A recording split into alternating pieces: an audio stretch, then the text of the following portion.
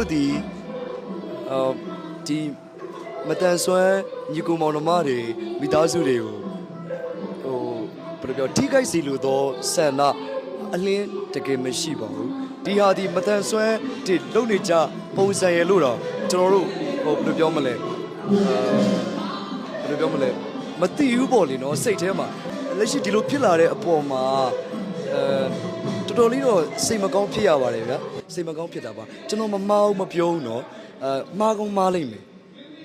မှားကောင်းမှားလိမ့်မယ်အမြင်မတူတာပေါ့လေဒီပေါ်မှာမြင်လိုက်တဲ့ပုံစံမျိုးက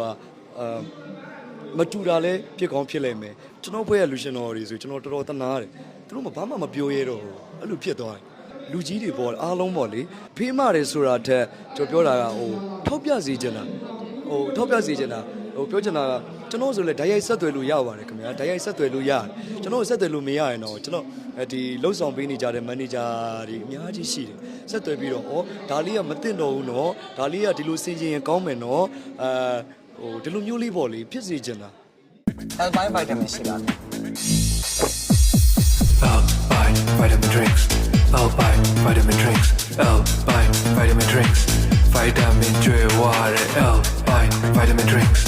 Alpine vitamin drinks Alpine vitamin drinks အမောပြေတောက်ရင်ကန်ဆန်းမယ်